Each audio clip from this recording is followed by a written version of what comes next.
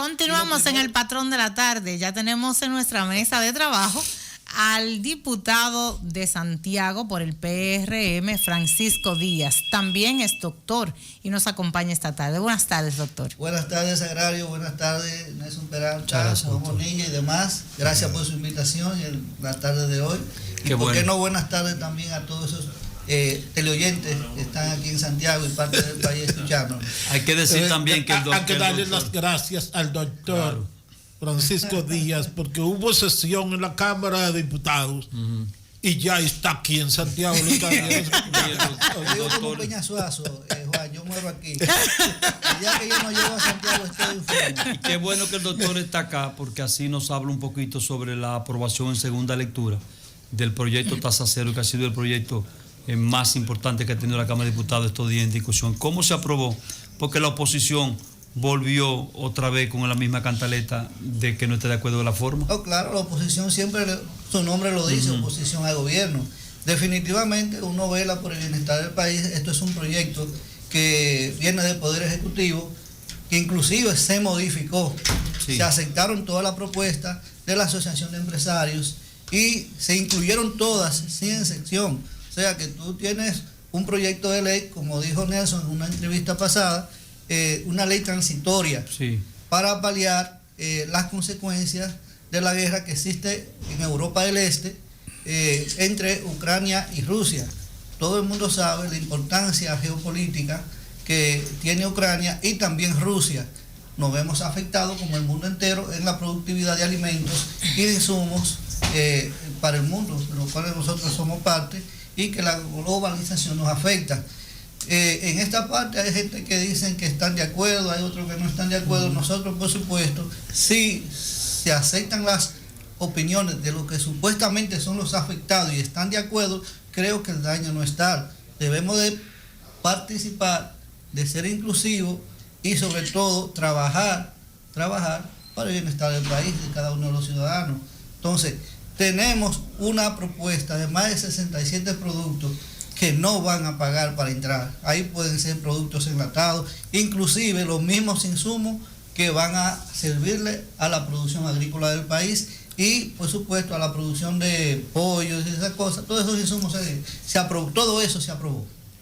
Doctor, ¿cuáles son las principales motivaciones para levantar las manos por un proyecto de esa naturaleza que origina tanta controversia, fundamentalmente en la comunidad política? No, el principal motivo es el bienestar del país.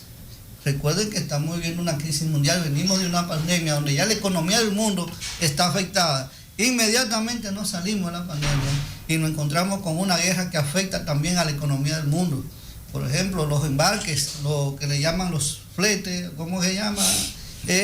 Simplemente la carga se han duplicado, se han triplicado y todo eso aumenta lo que son las materias primas de producción a nivel del país.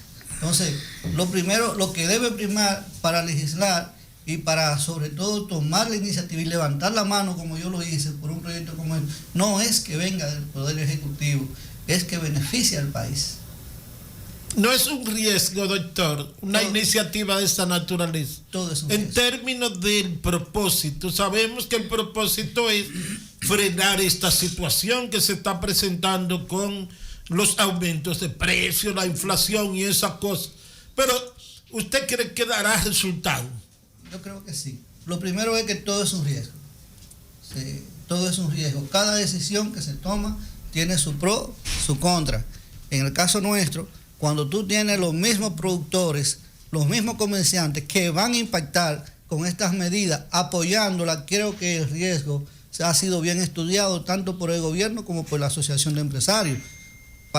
Dicho sea de paso, esos mismos empresarios depositaron y se le aprobaron todas las modificaciones. ¿Y cuáles eran esas modificaciones? Más o menos, ¿usted recuerda alguna?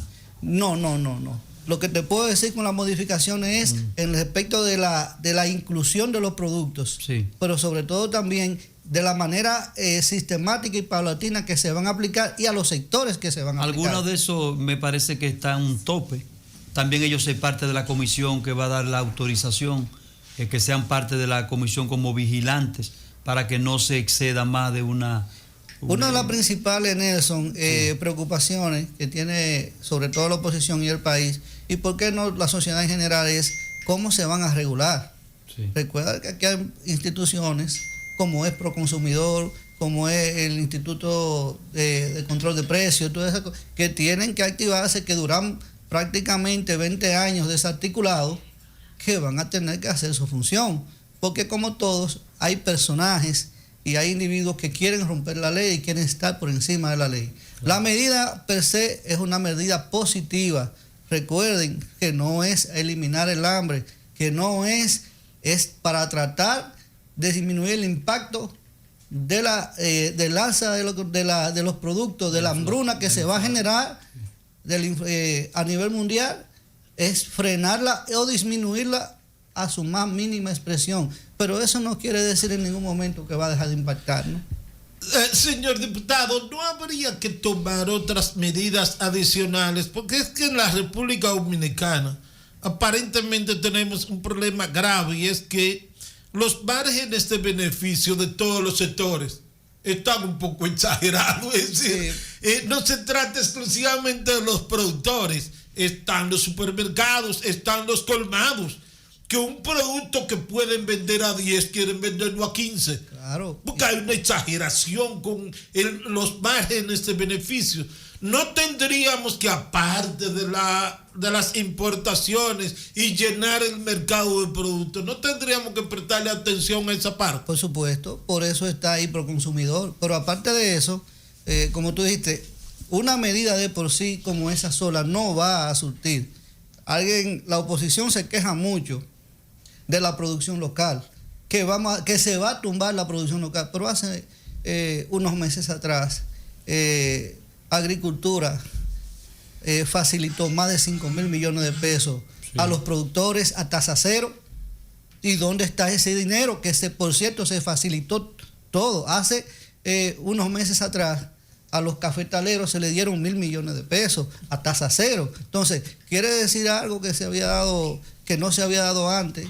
En 18 meses, señores, el gobierno, el Poder Ejecutivo ha tomado medidas, a pesar de una crisis de salud a nivel mundial que nos afectó con más de 210.000 millones de pesos, que el gobierno tuvo que paliarlo y seguir un proceso de crecimiento económico, pero además de estabilidad. No podemos pretender que nuestro país no va a ser afectado. Ahora, que ha sido menos afectado debido a las iniciativas y a las decisiones de nuestro presidente, eso es otra cosa.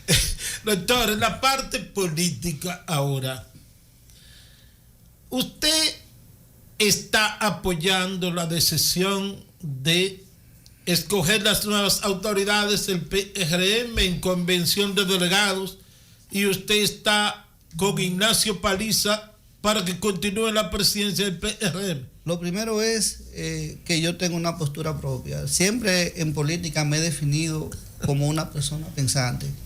Siempre me he definido como una persona, como dicen, con mente propia, ideas propias. Yo estaba de acuerdo en una convención abierta, voto directo y secreto. Ahora, soy una persona que soy disciplinario, o sea, llevo la disciplina partidaria como en todos los sectores de mi vida. Se tomó una resolución, inclusive estoy aspirando, y yo no quería aspirar en una convención de delegados, yo quería aspirar en una convención abierta donde todo el partido se expresara. Ahora, se dictaminó, se resolutó la comisión ejecutiva, que es uno de los máximos órganos dirigenciales de nuestro partido, y lo acepto, lo acato con disciplina, no lo comparto, lo acato y sigo en el proceso de mis aspiraciones a la presidencia provincial del partido. Algo muy importante, eso no me lleva a mí ahí a esas aspiraciones porque yo me acosté y me levanté y me soñé, no, es porque hay una consulta dentro del partido. No importa que sean delegados, no importa que sea el voto general, pero que sí encuentra apoyo y favor en las bases del partido. ¿Qué hay de cierto en una versión que circuló que ¿usted estaba estudiando la posibilidad de aspirar a alcalde de Santiago? No, nunca. Ni alcalde ni senador. ¿Prefiere seguir como diputado? Prefiero seguir como diputado. Yo tengo mis metas bien definidas. No doy un paso que no haya estudiado antes. Doctor, ¿usted cree que, usted ha dicho que se va a adaptar a lo que ha aprobado el partido? Claro. ¿Usted cree que los demás que tienen posiciones, diversas posiciones, también lo que debieran hacer es aprovechar el momento y participar entonces en lo que le ofertan y se aprobó, que es la Asamblea de Delegados? Claro, yo creo que la disciplina partidaria... Buscar su espacio ahí. Claro que sí, la disciplina partidaria debe de primar, la disciplina partidaria, debemos de pelear nuestros derechos, y vuelvo y digo, lo que no debemos son dejar los espacios vacíos. Claro. A nadie se le está coartando el derecho de aspirar. Yo soy una persona, un ejemplo de eso, donde yo aspiraba a una convención abierta. Ahora me plantean una convención de delegados que no es como muchos se lo imaginan, que van a ratificar. No, una cosa es ratificación del cargo y otra cosa, porque si entonces no hay renovación de las bases ni de la estructura. Y lo que expresó la comisión ejecutiva, igual que el presidente, que se va a convención de delegados. Hay que buscar los delegados. Ahí van a someter planchas y se van a someter. Claro, a nadie se le ha coartado eso tiene sus aspiraciones. Tiene un sistema de funcionamiento que usted la presenta y se encuentra el apoyo para presentarla. Es obvio. Y tiene un protocolo. Todo está contenido en los estatutos nuevos de nuestro partido. Lamentablemente tenemos muchos dirigentes que todavía, los estatutos del partido se aprobaron el 26 de enero y todavía no se lo han leído. Y hay un desconocimiento muchas veces en nuestros dirigentes que nos llena de preocupación. Sí. No, todo está contenido en los reglamentos de nuestro partido. ¿Y los centros de formación entonces del partido? Acordándonos que somos un partido nuevo, porque muchas veces no han querido encajar en un partido tradicionalista, y el PRM no es un partido tradicional. Un partido con 7 años. Es un partido de 7 años que tiene muchos dirigentes y que tiene mucho liderazgo. Claro está, de larga trascendencia. Pero a mí nadie me puede decir que el PRM es un partido tradicional y que parte de la oposición que fue derrotada, avasallada en el 2020, quiere justificarnos e identificarnos con la vieja casa. No, nosotros somos el Partido Revolucionario Moderno. Nos fundamos en el 2014 y tenemos unos estatutos ya que por fin nos diferencia del anterior partido. Doctor, usted analizando el escenario político nacional, ¿cómo está la correlación de fuerza? Porque hemos visto movimientos, el PLD muy disminuido y muy golpeado por lo que se le van, pero la fuerza del pueblo, ¿se ha visto algún ánimo, algún movimiento importante? Claro, hay un trasiego de un partido a otro, pero la credibilidad de la oposición, señores, la credibilidad de la oposición está básicamente en el piso. Entonces, ¿qué le quiero decir con esto? Un partido, un gobierno como está llevando el presidente, que está cumpliendo su palabra, que está invirtiendo en el pueblo, que se están viendo, porque eso es otra cosa, duraron 20 años en el gobierno y no pudieron exhibir los logros que presenta este gobierno en 18 meses. Más simple.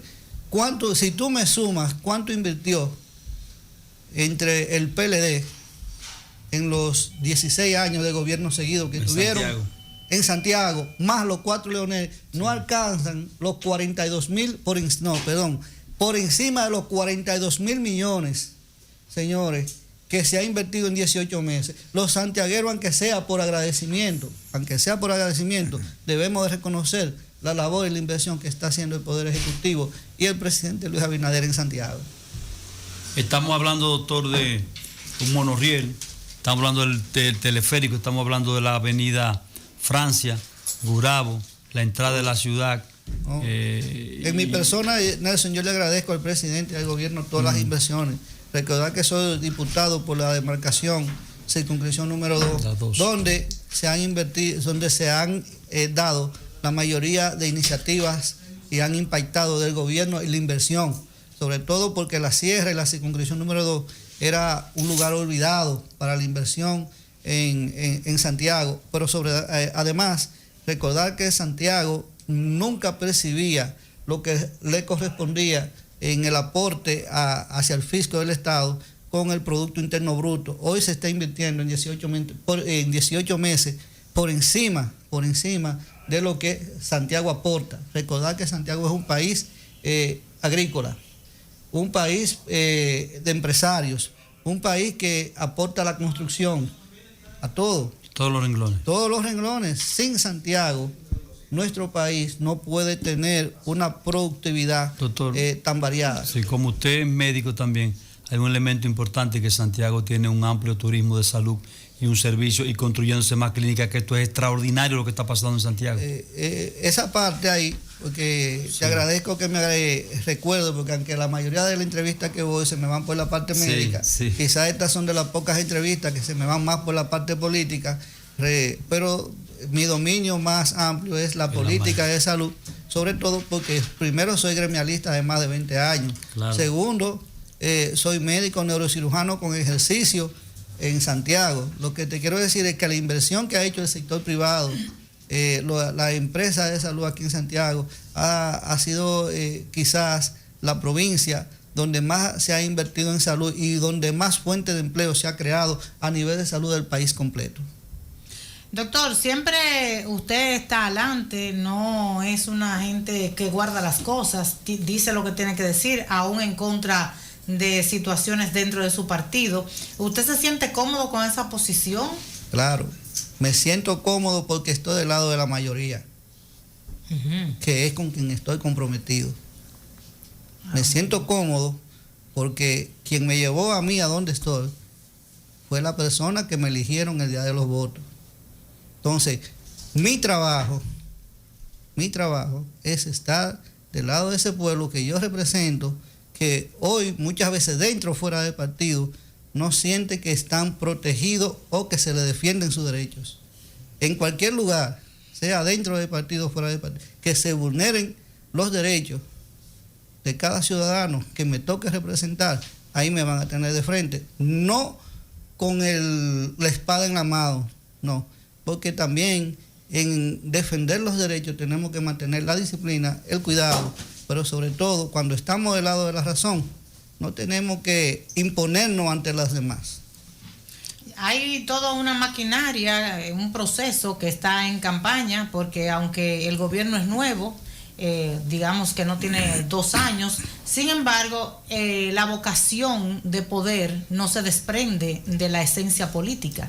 Y entonces los partidos políticos siempre están en campaña. En este momento hay una cantidad de dirigentes de su organización que están alistándose para la alcaldía, para la senaduría. Ya usted ha dicho que no le interesa ninguna de esas dos cosas. ¿Usted quiere seguir siendo diputado? Correcto, creo que he iniciado una serie de proyectos. De todas mis resoluciones y proyectos de ley que me planteé, prácticamente ya todas están sometidas en menos de 1 año. Lo que me interesa ver es terminar esos proyectos, concretarse. ¿Cuáles son esos, doctor? Entre ellos, por ejemplo, muchas obras de bienes comunitarios, como es el Hospital de Atoyaque, que fue sometida, que casualmente se va a reconocer en la Comisión de Salud, que yo justamente presido, la Policlínica de La Joya, fue una propuesta mía que se sometió hace 8 o 10 meses, entre ellos también el multiuso del Congo, el multiuso de la Herradura, programas entre otras partes que me queda pendiente también, que es la reforma de la Ley General de Salud, la Ley 4201, que al igual que la Ley 8701, ya está pendiente una revisión y una reforma integral, porque fueron o salieron ambas en el 2001, aún con sus dificultades, han podido resolver ciertos aspectos de la población y la ciudadanía en general. A propósito, doctor, que usted menciona esa policlínica. Y otras que están ahí pendientes. Allá en La Joya. Yo fui al acto de inicio del Picasso y Eduardo Estrella dijo, Francisco Díaz me tiene un lado con esta policlínica y por fin la vamos a lograr ya. He hablado con Eduardo y recordarle algo, Nelson. Yo no soy un hombre, te voy a decir, yo sé de dónde salí, sé a qué sector pertenezco, sé por qué sectores debo luchar. No soy muy amigo del populismo. Casualmente hace varios días salió un eslogan donde se me promociona para la presidencia del partido, para romper con la vieja política. Claro. Hay muchas obras que se hacen que no tienen que salir a la luz, pero sé a qué sector pertenezco, sé a qué sector de la sociedad debo responder. Y como le dije a alguien anteriormente, yo conozco los 3 estratos sociales que está representado Santiago. Vengo de muy abajo. Yo pasé de ser estudiante de medicina, ser médico general, ser médico en Santiago, donde hago una subespecialidad, y después donde soy médico especialista en las principales clínicas del centro de la ciudad. Sé cuáles son, no tengo la necesidad ni el gusto ni el deseo de salir fuera de Santiago, ni de ubicarme fuera de Santiago, ni de irme, es más, ni siquiera cuando salgo de Santiago es porque no tengo opción para mandar a alguien más. Doctor, con relación a esa policlínica, dijeron que estaría lista antes de diciembre. ¿Cómo va? ¿Usted está dando seguimiento? Claro, se está trabajando. Acuérdate que tiene menos de un mes. Menos de un mes. Donde... Va a ser un punto estratégico cerca del hospedaje. Ahí no hay nada. Mira, una de las deficiencias, porque eso nos metería, Nelson, en un tema muy amplio que viene siendo lo que es la Ley de Seguridad Social 8701 y lo que es los centros de atenciones primarias en el centro de la ciudad y lo que es las unidades de atención primaria. Eso viene funcionando como un centro de atención tipo 1, donde se dan servicios de consulta y una medicina preventiva. Entonces, que lamentablemente nuestro sistema no se ha podido implementar por diferencia entre el Estado, política de Estado y empresariado. ¿Por qué? Porque la atención primaria es una necesidad.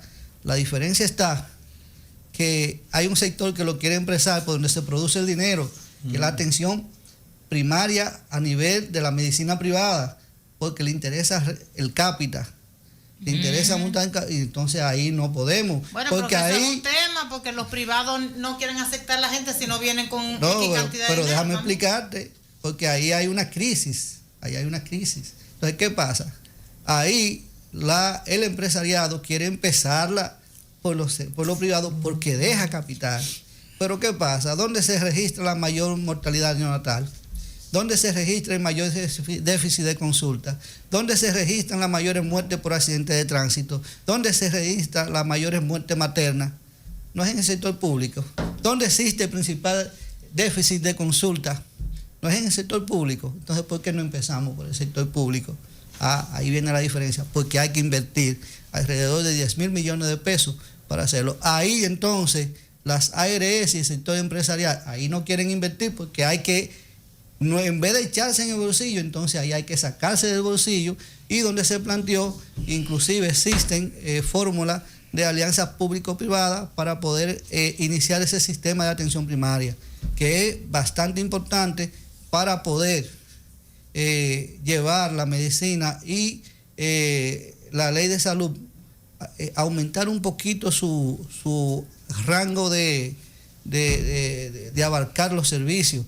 Otra parte importante es, por ejemplo, que nos afecta aquí en Santiago, es que esos dichos centros no están ubicados en el centro, entonces sobrecargan los hospitales de tercer nivel, que son los hospitales de alta especialidad, como lo es el Cabral Ibáez, como lo es el Arturo Grullón, como lo es el Hospital Presidente Estrella Ureña, que sobrecargan la consulta, porque si no hay un centro de atención primaria y una clínica de primer nivel, entonces tienen que acudir allá.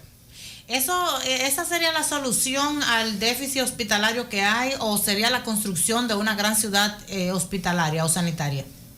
Santiago va creciendo a pasos agigantados. Para definir, lo primero que tenemos que saber que Santiago, lo creamos o no, muchas veces no lo buscamos, está incluida entre las 15 ciudades más grandes de Latinoamérica. Ya Santiago debe tener por encima de 1 millón de habitantes, donde tenemos una vasta, amplia cadena de centros privados con una alta calidad de tecnología, donde tienen accesos muchos. Inclusive esos pacientes que tienen, lo digo porque tengo mi ejercicio médico profesional que va en dualidad con mis funciones en el Congreso, pero hay ese tipo también de población que es exclusivo de los hospitales públicos. Dense en cuenta que a pesar de la crisis, de la pandemia, se invirtieron por encima de los 210 mil millones de pesos que se llevó la pandemia para poder soportarla. Aún así se siguen modificando, se siguen mejorando los hospitales, el Servicio Nacional de Salud. Inclusive la semana antepasada vimos cómo en Sabana Iglesia se entrega una moderna sala de emergencia por encima de un costo de los 60 millones, pero asimismo hay 38 emergencias más que se van a modificar y se van a mejorar en este año. Pero también vemos cómo recibimos 56 hospitales en un estado de deterioro, donde se ha ido avanzando grandemente en su reconstrucción, pero muchas veces nos piden en 18 meses lo que no se pudo cumplir en 20 años. Entonces, tenemos ahí la parte política que hay que sacarla de la parte social, donde el impacto que se tiene en esta gestión de gobierno supera, y lo digo porque yo me formé en el sistema pasado, yo soy un médico especialista joven, y puedo palpar la diferencia cuando yo voy al hospital y se dan los servicios, la organización, claro está, todo es un proceso, apenas llevamos 18 meses de gobierno. Doctor, siempre un lujo tenerlo aquí porque usted Sí, tiene es. tantos temas y tiene tanta fluidez en la comunicación. Gracias por acompañarnos. Doctor, muchas Gracias a gracias. ustedes, gracias Nelson. No tenía el honor de conocerla tan directamente a Sagrario sí es. y a los demás. Aprovechar, doctor, para saludar al regidor Fran Medina, que está aquí. Claro, Y Fran viene, Medina. Fran viene la próxima Un semana aliado- con un aliado nosotros. suyo. Y gracias a todos los teleoyentes, por supuesto, que son Fran, la causa y la razón de estar aquí. Fran, amigo Gracias. mío, y Hablamos Pedro. con el doctor Francisco Díaz, que Así es es. médico, pero también es diputado del Y es PRM. político, dirigente y aspira a la presidencia municipal, Provincial. provincial. Bueno, suerte y aquí estamos a su orden. Gracias a ustedes. Vamos a la pausa, Carlos.